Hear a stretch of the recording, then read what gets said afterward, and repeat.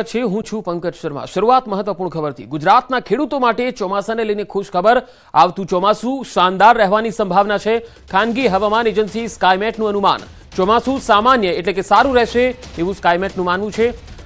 ગુજરાત સહિત આખા દેશમાં ચોમાસું સારું રહેશે। ચોમાસું સામાન્ય રહેવાની 40% શક્યતા વ્યક્ત કરી છે। દુષ્કાળની શક્યતા માત્ર 5% છે। જૂન અને જુલાઈમાં સામાન્ય વરસાદની શક્યતા છે તો ઓગસ્ટમાં સામાન્ય કે તેથી વધુ વરસાદ થઈ શકે। સપ્ટેમ્બરમાં સામાન્ય વરસાદની સંભાવના છે। એકંદરે 103% વરસાદની સંભાવના છે। અનુમાનમાં 5% વધઘટ થઈ શકે।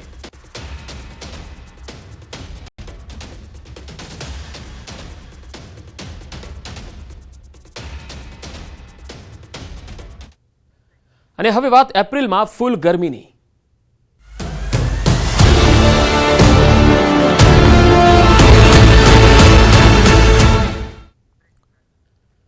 કાળઝાળ ગરમીથી શેકાતા ગુજરાતવાસીઓ માટે થોડા રાહતના સમાચાર છે। આકાશી અગનવર્ષાથી રાહત મળશે પરંતુ આ રાહત આંશિક હશે। 10 એપ્રિલ બાદ સૂર્યદાદા થોડા શાંત થશે। ગરમી અંગે હવામાન વિભાગે આગાહી કરી છે। રાજ્યમાં હજુ 3 દિવસ કાળઝાળ ગરમીની આગાહી છે। કચ્છમાં સિવિયર હીટવેવ ગરમીનું રેડ એલર્ટ છે। કચ્છવાસીઓ હજુ 2 દિવસ ખૂબ જ સાવધાન રહેજો। સૌરાષ્ટ્રના જિલ્લાઓમાં પણ હીટવેવનું ઓરેન્જ એલર્ટ અપાયેલું છે। ઉત્તર ગુજરાતના જિલ્લાઓમાં પણ ગરમીનું યલો એલર્ટ આપ્યું છે। બનાસકાંઠા સાબરકાંઠામાં યલો એલર્ટ છે તો અમદાવાદમાં હજુ 2 દિવસ પારો 43 ડિગ્રી આસપાસ રહી શકે છે। 3 દિવસ બાદ ગરમીથી રાહત મળી શકે છે। આ રાહત આંશિક હશે। 3 દિવસ બાદ વેસ્ટર્ન ડિસ્ટર્બન્સ સર્જાઈ શકે છે।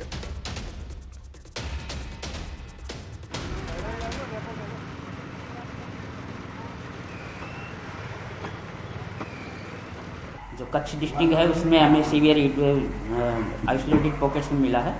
उसके बाद सौराष्ट्र कच्छ में देखें तो उसमें भी आइसोलेटेड पॉकेट्स में हीट वेव मिला है सौराष्ट्र में। और गुजरात रीजन के भी कुछ डिस्ट्रिक्ट्स में हीट वेव रहा है जैसे गांधीनगर और बनासकांठा। तो आने वाले दिनों के लिए फोरकास्ट हमने 2 दिन के लिए रखा है इसमें सौराष्ट्र कच्छ में, जिसमें कच्छ में हमने रेड अलर्ट आज के लिए रखा है, कल ऑरेंज अलर्ट रखा है। आज सीवियर हीट वेव टू भी आइसोलेटेड पॉकेट्स में आ सकती है कच्छ में। और गुजरात रीजन की बात करें तो अगले 3 दिन के लिए हमने आइसोलेटेड पॉकेट्स में ऑरेंज अलर्ट के साथ 2 दिन और तीसरे दिन येलो अलर्ट के साथ कुछ डिस्ट्रिक्ट्स में हमने रखा है। टेम्परेचर्स तो अभी WD का इफेक्ट आएगा, अभी 2 दिन के बाद WD का इफेक्ट आएगा, उससे टेम्परेचर्स डाउन आएंगे। तो 2 या 3 दिन के बाद हीट वेव अबेट होने की संभावना है। રાજ્યમાં પડી રહેલ કાળઝાળ ગરમી અંગે શિક્ષણ રાજ્યમંત્રી પ્રફુલ્લ પાનસરિયાએ પક્ષીઓને બચાવવાનો સંદેશ આપ્યો। બાળકોને સંદેશ આપતા તેમણે કહ્યું કે પક્ષીઓ માટે પોતાના ઘરમાં અને ઘરની આસપાસ પાણીના કુંડાઓ મૂકવા જોઈએ। ખાસ કરીને શાળાના બાળકો અને નાનકડા ભૂલકાઓને અનુરોધ કર્યો।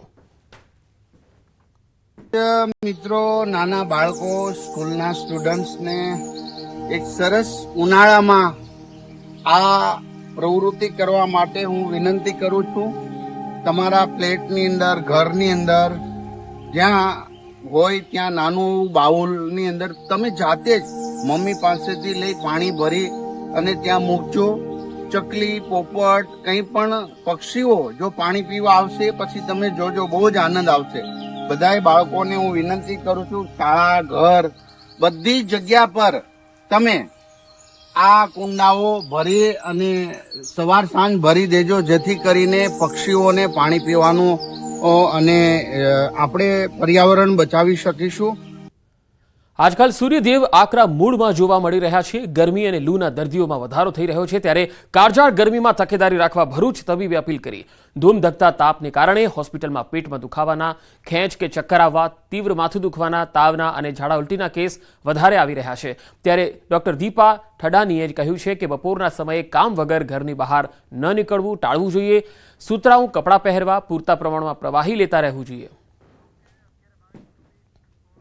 ज्यादा से ज्यादा पानी पिए, जितना हो सके गन्ने का जूस है, या फिर आप जब घर से बाहर निकल रहे हैं तो ढीले कपड़े पहनकर निकले, टोपी पहनकर निकले। अगर धूप में काम ना हो तो उस टाइम पर अपने आप को धूप में निकलने से बचे। बट अगर ऐसी कंडीशन है कि धूप में काम करना है तो ज्यादा से ज्यादा पानी पिए। अपने साथ एक पानी की बोतल हमेशा रखें। ऐसे में आप धूप से होने वाले जो हानिकारक प्रभाव है उनसे बच सकते हैं। ગાંધી આશ્રમમાં કોંગ્રેસની પ્રાર્થના સભા। CWCની બેઠક બાદ આ પ્રાર્થના સભા યોજાઈ। ગાંધી આશ્રમમાં કોંગ્રેસની પ્રાર્થના સભા CWCની જે બેઠક મળી હતી આ બેઠક પૂરી થયા પછી અહીંયા ગાંધી આશ્રમમાં તમામ જે નેતાઓ છે તે પહોંચ્યા હતા. અહીંયા તેમણે પ્રાર્થના સભાનું આયોજન કર્યું હતું, જેમાં તમામ દિગ્ગજ કોંગ્રેસના જે નેતાઓ છે, જે રાષ્ટ્રીય નેતાઓ પણ અહીંયા પધાર્યા છે આ CWCની બેઠકમાં ભાગ લેવા માટે. તે તમામ લોકો આ પ્રાર્થના સભામાં જોવા મળ્યા. તો અમદાવાદમાં CWCની કોંગ્રેસની જે બેઠક હતી તેમાં રાષ્ટ્રીય તમામ નેતાઓ અલગ અલગ રાજ્યોમાંથી જે છે એ પધાર્યા હતા. તેમાં ઘણા બધા પ્રસ્તાવો પણ પસાર કરવામાં આવ્યા. ઘણા મુદ્દાઓ જે છે, જે રાષ્ટ્રીય મુદ્દાઓ છે, ગુજરાતના પણ ઘણા મુદ્દાઓ છે, તેને લઈને ચર્ચા કરી હતી. આગામી રણનીતિ પણ છે એ નક્કી કરવામાં આવી છે. કઈ રીતે કોંગ્રેસ હવે આગળ વધશે, દિશા શું રહેશે, આ તમામ બાબતોનું અહીંયા મંથન થયું હતું. ત્યારબાદ તમામ નેતાઓ ગાંધી આશ્રમ પહોંચ્યા, જ્યાં કોંગ્રેસની અહીંયા પ્રાર્થના સભા યોજાઈ. તમામ જે નેતાઓ છે એ પણ આ પ્રાર્થના સભામાં સહભાગી બન્યા હતા. ગાંધી આશ્રમ જે સાબરમતી અમદાવાદ વિસ્તારમાં, અને જ્યાં અહીંયા મોટા ભાગે તમામ જે વિદેશના જે નેતાઓ હોય છે એ પણ અહીંયા આવતા હોય છે, અને નેશનલ લીડર્સ જે પણ છે એ પણ અહીંયા આવે, ત્યારે સ્વાભાવિક છે કે ગાંધીજીની જે અહીંયા કર્મભૂમિ રહી છે, ગાંધીજી અહીંયા રહીને તેમણે જે આઝાદીની ચળવળમાં જે યોગદાન આપ્યું છે, ત્યારે તેને જોવા, નિહાળવા, તેનું સાંભળવા માટે, અને એ આશ્રમમાં તેમની જે યાદો રહેલી છે તેને નિહાળવા, તેને જોવા અહીંયા આવતા હોય છે. અને સાથે સાથે એક પ્રાર્થના સભાનું આ વખતે કોંગ્રેસે અહીંયા આયોજન કર્યું છે. CWCની આ બેઠક પૂરી થયા પછી આ પ્રાર્થના સભા અમદાવાદ ગાંધી આશ્રમમાં યોજાઈ. તસવીરોમાં તમે જોઈ શકો છો એ તમામ દિગ્ગજ નેતાઓ કોંગ્રેસના છે જે આ પ્રાર્થના સભામાં પહોંચ્યા છે. આ પ્રાર્થના સભા બાદ આગામી જે પ્રતિક્રિયાઓ છે એ પણ આવશે, કારણ કે CWCની જે ઓફિશિયલી પ્રેસ કોન્ફરન્સ છે એ પણ હજુ આવવાની બાકી છે. કયા કયા નિર્ણયો લેવાયા, ખાસ કરીને સરદાર પટેલને લઈને અને ઘણી બધી પ્રતિક્રિયાઓ કોંગ્રેસના નેતાઓ તરફથી મળી છે. જો કે ઓફિશિયલ પ્રેસ કોન્ફરન્સ પણ હવે થશે. CWCમાં કયા કયા મુદ્દાઓ પર કયા કયા પ્રસ્તાવો પસાર થયા તે પણ જણાવવામાં આવશે. સાથે સાથે હાલ આ બેઠક પૂરી થઈ છે અને તમામ લોકો અત્યારે ગાંધી આશ્રમમાં જોવા મળી રહ્યા છે. ગાંધી આશ્રમમાં પ્રાર્થના સભાનું આયોજન કરવામાં આવ્યું છે, જેમાં કોંગ્રેસના એ તમામ દિગ્ગજ નેતાઓ છે. વધુ માહિતી મેળવીએ, સંવાદદાતા ઋત્વિજ સોની જોડાયા છે. ઋત્વિજ, પ્રાર્થના સભાનું જે આયોજન કરવામાં આવ્યું છે, હાલ લેટેસ્ટ અપડેટ શું છે આપની પાસે? હજી પંકજ, વાત કરીએ તો જે ગાંધી આશ્રમ છે કે જ્યાં કોંગ્રેસના દિગ્ગજ નેતાઓ જે રાહુલ ગાંધી અને સોનિયા ગાંધી સહિત જે CWCના સભ્યો છે તે પણ અહીં થોડી વારમાં હાજર થશે. અને ખાસ કરીને જે પ્રાર્થના સભાનું આયોજન કરવામાં આવ્યું છે, હાલ કોંગ્રેસના જેટલા કાર્યકર્તાઓ છે, અનેક કાર્યકર્તાઓ છે તે પણ અહીં ઉપસ્થિત છે. અને થોડી વારની અંદર જે ગાંધી આશ્રમ ખાતે આ પ્રાર્થના સભાનું આયોજન કરવામાં આવ્યું છે. અને જે CWCના સભ્યો અને કોંગ્રેસના નેતાઓ છે તે આ પ્રાર્થના સભામાં જોડાશે. જી ઋત્વિજ, આભાર માહિતી આપવા માટે. તો અમદાવાદમાં પ્રાર્થના સભાનું આયોજન કોંગ્રેસના તમામ દિગ્ગજ નેતાઓ ગાંધી આશ્રમમાં જોઈ શકાય છે. અહીંયા પ્રાર્થના સભામાં હજુ પણ કેટલાક નેતાઓનું આવવાનું બાકી છે. એ તમામ નેતાઓ પણ અહીંયા એક બાદ એક આવી રહ્યા છે. અહીંયા પ્રાર્થના સભાનું આયોજન છે. લગભગ 1 કલાકથી 45 મિનિટની આસપાસ આ પ્રાર્થના સભા ચાલશે.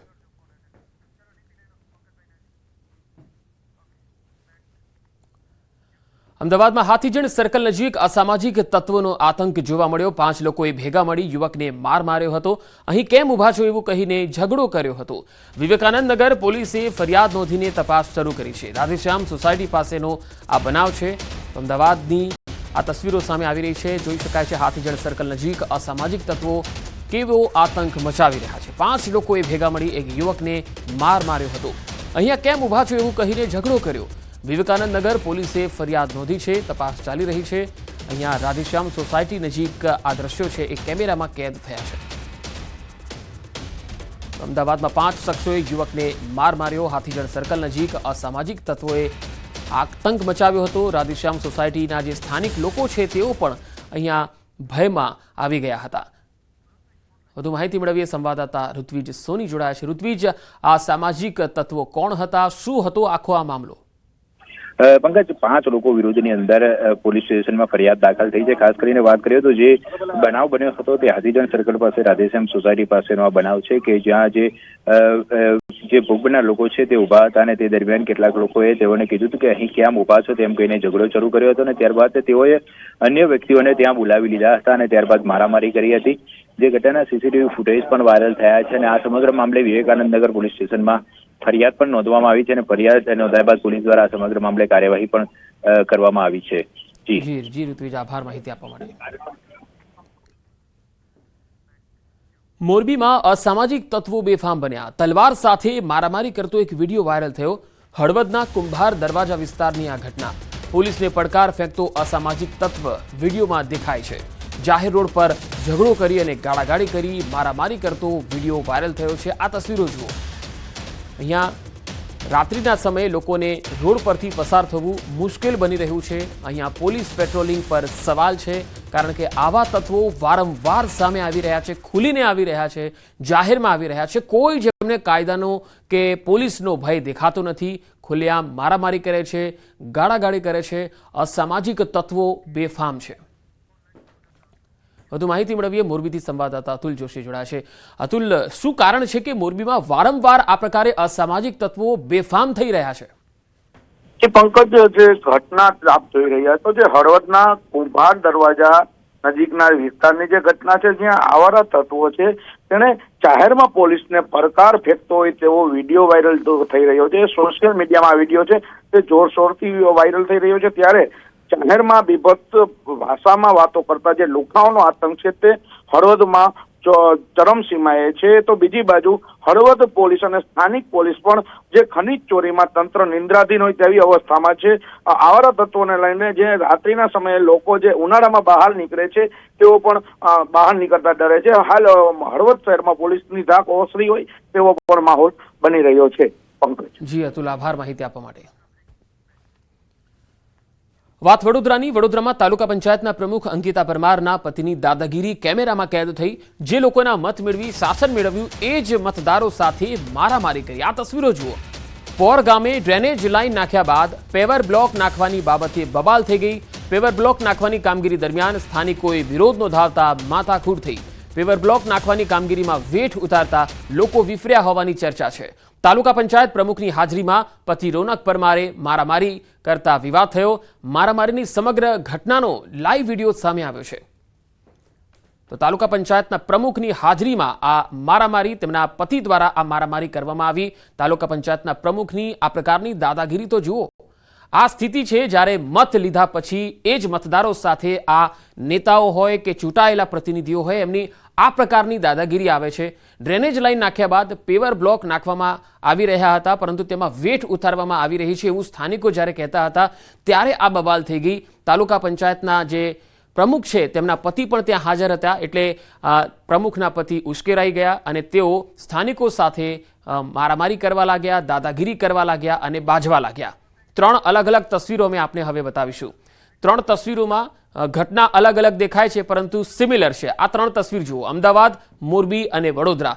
અમદાવાદમાં અસામાજિક તત્વ છે, જ્યાં યુવકને માર મારવામાં આવ્યો. ઘટના હાથીજણ સર્કલની છે.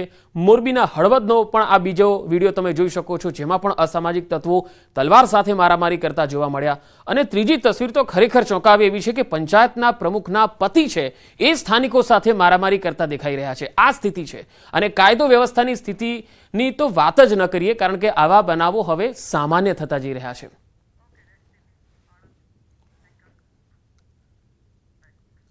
આણંદ જિલ્લાના સોજિત્રા તાલુકાના ત્રંબોવાડ ગામથી પસાર થતા પાણીના કાંસની સાફ સફાઈ ન થતા ગ્રામજનો પરેશાન છે. સોજિત્રા તાલુકાના મઘરોલ, લીંબાલી, ત્રંબોવાડ અને અન્ય 5 ગામોને સિંચાઈનું પાણી યોગ્ય માત્રામાં મળતું નથી. તેનું કારણ છે સાફ સફાઈ વગરની કાંસ. તેમાં પણ ચોમાસામાં વરસાદી પાણી ખેતરોમાં ભરાય છે, જેથી પાકને પણ નુકસાન થાય છે. આ કાંસને અડીને આવેલા ગામના ધરતીપુત્રો ચિંતિત છે. કાંસમાં ઝાડી ઝાખરા, ગંદકી, કચરાનું સામ્રાજ્ય છે, જેને કારણે કેનાલના પાણી ધીમા પડી ગયા છે. ચોમાસામાં વરસાદી પાણીને કારણે આ કાંસ ઓવરફ્લો થાય છે, જેથી ખેતરો તો ઠીક, મકાનોમાં પણ વરસાદી પાણી ઘૂસી જાય છે.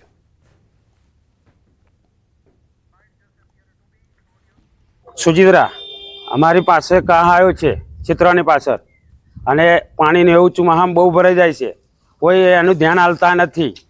બરાબર, કોઈ એનું ધ્યાન આલતા નથી. પાણી ઘરોમાં પણ ઘૂસી જાય છે. અને અમે અંદર રસ્તા પાણી પણ કિનારનું અમારે ધીમું ધીમું અહીંયા આવે છે, અને રસ્તામાં પણ પ્રોબ્લેમ છે. તે લગભગ 8 થી 10 ગામોને જોડતો આ કાંસ છે. અહીંયા ત્રંબોવાડ ગામે ચોમાસામાં વરસાદના પાણી ભરાવાથી ખૂબ મોટું નુકસાન થાય છે. અહીંયા જાડી જોખરા કોસની અંદર થઈ ગયો છે, ભરાઈ ગયો અને કોસ પૂરાઈ ગયો છે. અહીંયા ચોમાસામાં આ જાડી જોખરાને લીધે કોસ પૂરાઈ જાય છે, એટલે રોડ ઉપર પાણી આવી જાય છે અને લોકોના ઘરોમાં પાણી પેસી જાય છે. તો મારી સરકારશ્રી અને કોસ વિભાગને વિનંતી છે કે આ કોસ વહેલી તકે જલ્દી સાફ સફાઈ થાય એવી અમારી ગામ લોકોની માગણી છે. ખંભાળિયામાં નગરપાલિકાની ઘોર બેદરકારી સામે આવી. ગટરના પાણી લોકોના ઘરોમાં ઘૂસ્યા. ખંભાળિયાના સલાયા ગેટ વિસ્તારમાં ગટરના ગંદા પાણી છલકાયા. સ્વચ્છ ભારત સફાઈ અભિયાનની વાતો કરતી ખંભાળિયા નગરપાલિકા ઊંઘથી ઝડપાઈ. સ્થાનિકો દ્વારા અનેક વખત રજૂઆત કરવા છતાં પણ નગરપાલિકા તંત્ર કુંભકર્ણની માફક નિંદ્રાધીન છે. ગટરના ગંદા પાણીના કારણે રોગચાળો વકરવાની શક્યતા છે. સ્થાનિકોમાં નગરપાલિકા વિરુદ્ધ રોષની લાગણી છે.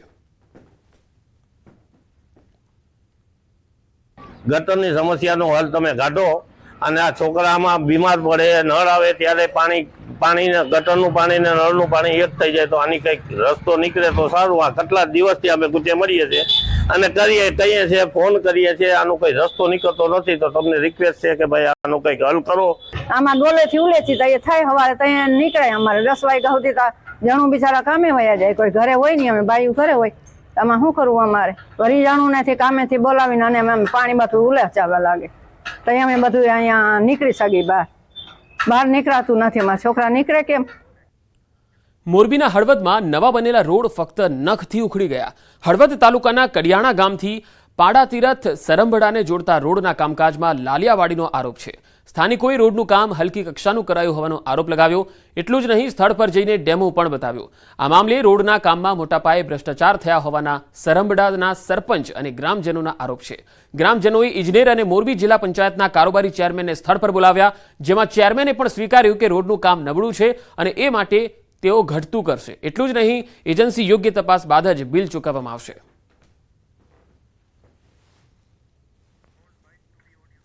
પણ જોતા આ વિષય આખો એન્જિનિયરનો છે અને ગામ લોકોને રજૂઆત છે, છતાં પણ એ હલકી ગુણવત્તાનું કામ થયેલું એવું દેખાય છે. માટે એની યોગ્ય તપાસ કરવી અને જે કાંઈ આમાં ઘટતું હોય ત્યાં સુધી એજન્સીને કોઈ પણ જાતનું પેમેન્ટ ન કરવું અને જો કામગીરી હલકી કરેલું હોય તો તેને રિવાઇઝ કરીને આખું કામ નવેસર કરાવવું. હલકી ગુણવત્તાનો વિશે હજી આપણે એની તપાસ કરાવશું તો તેના પર સખ્ત કાર્યવાહી કરશું અને તેનું પેમેન્ટ પણ યોગ્ય તપાસી બાદ જ કરવામાં આવશે. મોરબીવાસીઓ હવે જાહેરમાં થૂકશો તો પોસ્ટર લાગશે. જાહેરમાં આડેધડ થૂંકતા, જાહેરમાં પેશાબ કરનારા બેજવાબદાર લોકો વિરુદ્ધ મનપા કડક એક્શન લેશે. જાહેરમાં થૂંકતા લોકોના ફોટો જાહેર કરી સ્થળ પર દંડ પણ ફટકારવામાં આવશે. મનપાની આ કાર્યવાહીથી આડેધડ પાન મસાલાની પિચકારી મારતા લોકોમાં ફફડાટ છે. એવા અમુક લોકોના અમે ફોટા હોર્ડિંગ બોર્ડ ઉપર પ્રસિદ્ધ કર્યા હતા, જે લોકો પબ્લિક યુરિનેશન કરતા હતા. એની જ કડીમાં આજે જે લોકો દ્વારા જાહેરમાં સ્પિટિંગ એટલે થૂકવાનો ગુનો કરવામાં આવે છે એ બધાના ફોટોગ્રાફ અમે લગાડ્યા છે. એમાં પણ જ્યારે પણ એવું કોઈ બનાવ અમારી ટીમના ધ્યાને આવતું હોય છે તો અમે તરત જ ત્યાં જઈને એને ફોટોગ્રાફ લઈ લેતા હોઈએ છીએ અને પછી જે નિયમ પ્રમાણેના દંડ હોય છે એ પણ અમે એમની પાસેથી વસૂલ કરતા હોઈએ છીએ. અમદાવાદમાં હથિયારના નકલી લાયસન્સ કૌભાંડનો પર્દાફાશ થયો. ગુજરાત એટીએસે 7 આરોપીની ધરપકડ કરી. પૂર્વી રાજ્યોમાંથી લાવતા હતા નકલી લાયસન્સ. ગુજરાતમાં અનેક લોકો પાસે આવા લાયસન્સ છે. એટીએસની તપાસમાં થઈ શકે છે મોટા ખુલાસા. હાલ અમે 7 લોકોના આરોપીઓને અટક કરી છે.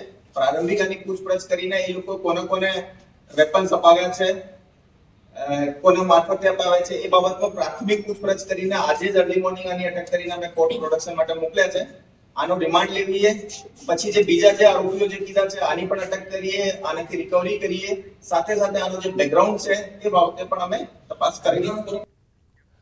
ગીર સોમનાથના તાલાલા ભાજપના શહેર પ્રમુખની ધરપકડ. પીધેલી હાલતમાં મારામારીની ફરિયાદ બાદ પોલીસે કાર્યવાહી કરી. તાજેતરમાં તાલાલા શહેર ભાજપ પ્રમુખ તરીકે સુનિલ ગંગદેવની નિમણૂક થઈ હતી, પરંતુ નેતાજીનો ચહેરો ટૂંક સમયમાં જ સામે આવી ગયો. રાત્રે ભાજપ નેતા સુનિલ ગંગદેવનો પુત્ર અન્ય કિશોર સાથે ક્રિકેટ રમવાને લઈને બાખડ્યો, જેમાં નેતાજી વચ્ચે પડ્યા અને પ્લાસ્ટિકના બેટથી અન્ય કિશોરને મારતા સમગ્ર મામલો તાલાલા પોલીસ સ્ટેશને પહોંચ્યો.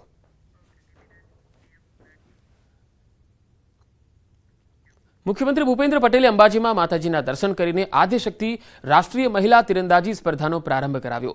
સીએમએ દીપ પ્રગટાવી સ્પર્ધાને ખુલ્લી મૂકી. આ પ્રસંગે ધારાસભ્યો અને પૂર્વ સાંસદો પણ અંબાજી પહોંચ્યા હતા. અંબાજી ખાતે રાષ્ટ્રીય મહિલા તીરંદાજી સ્પર્ધા 3 દિવસ સુધી ચાલશે. મુખ્યમંત્રી હવાઈ માર્ગે અંબાજી નજીક કેટલાક ઉતરાણ કર્યું હતું અને સૌપ્રથમ અંબાજી માતાના દર્શન કરવા મંદિરે પહોંચ્યા હતા.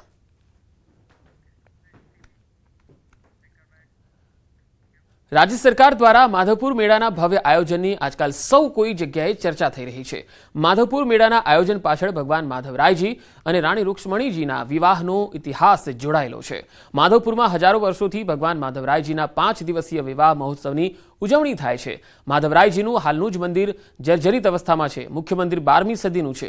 ઐતિહાસિક ધરોહર સમાન આ મંદિર હાલમાં પુરાતત્વ વિભાગ હસ્તક છે. માધવપુરના એ સમયના મંદિરને તેવી જ સુંદર સ્થિતિમાં નિહાળી શકે તેવા હેતુથી સોલંકી વંશના 12મી સદીના આ મંદિરનું રિસ્ટોરેશનની કામગીરી છેલ્લા 6 મહિનાથી ચાલી રહી છે. ઘણા સમયથી આ મંદિર છે એ જર્જરિત અવસ્થામાં હતું, એટલે સરકારશ્રી દ્વારા આની કન્ઝર્વેશન અને રિસ્ટોરેશનની કામગીરી હાથ ધરવામાં આવી છે, જેમાં આપણે મંદિરના એક પથ્થરના લેયર વાઇઝ આપણે મંદિરને ડિસમેન્ટલ કરી અને મંદિરની સ્ટ્રેન્થ એક પથ્થરની સ્ટ્રેન્થની ચકાસણી કરી અને એને પાછું રિસ્ટોર કરવાનું છે. અને આ સમગ્ર કામગીરી આપણે જ્યાં મંદિરના જે તજજ્ઞો હોય, તજજ્ઞ કારીગરો, જે સોમપુરા કારીગરો કહેવાય છે જે ગુજરાતના, એના દ્વારા આપણે આ કામગીરી હાથ ધરી છે. માધવરાયજીના મંદિર તરીકે સૌરાષ્ટ્રની અંદર ફેમસ મંદિર છે. હવે પુરાતત્વ વિભાગ દ્વારા આનું કન્ઝર્વેશનનું કામ લેવામાં આવ્યું છે. હવે જે કન્ઝર્વેશનના કામ છે એ અલગ અલગ તબક્કાને મંદિરને ધ્યાને રાખીને અલગ અલગ તબક્કાને ડિવાઈડ કરીને એ પ્રમાણેની કામગીરી કરવામાં આવે.